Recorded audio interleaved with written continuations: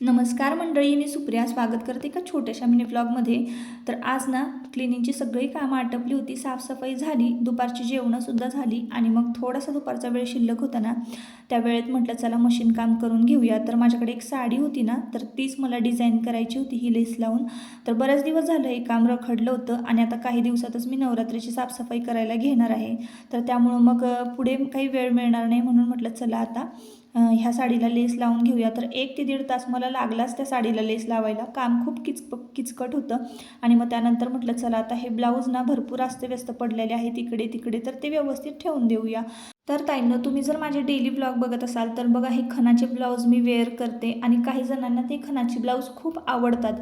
त्यामध्ये कवडी खण आहे. तर बघा, हा कवडी खण मी हे स्वतः कस्टमाइज केलेली डिझाईन आहे.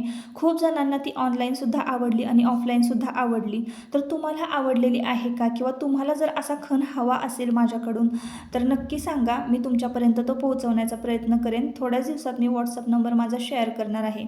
त्यानंतर हा एक हिरवा खण आहे आणि त्या खणावर बघा बारीक अशी एम्ब्रॉयडरी केलेली आहे, एम्ब्रॉयडरी वर्क आहे. तर ते वर्कचं फिनिशिंग तुम्ही बघू शकता. तुळस काढलेली आहे, छोटासा दिवा काढलेला आहे. खूप बारीक सारीक गोष्टींचा इथं विचार केलेला आहे आणि फिनिशिंग तुम्ही बघू शकता.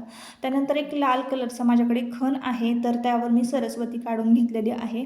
तर हे सरस्वती ना जास्त करून आता आपण सणावारालाच अशी ब्लाऊज घालतो. संक्रांत म्हणा, दसरा, दिवाळी, ह्या सगळ्या गोष्टी. काठापदराची जरी साडी असली ना तरीसुद्धा खणाचा ब्लाऊज एक नंबर दिसतो त्या साड्यांवर.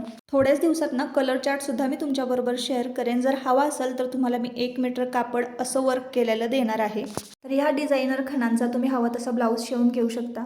थोड्याच वेळात संध्याकाळ झाली, दिवाबत्ती केली आणि अशा पद्धतीनं धूप पसरवायला मला घरामध्ये खूप आवडतं संध्याकाळच्या वेळेला. तर असा होता आजचा दिवस. चला बाय.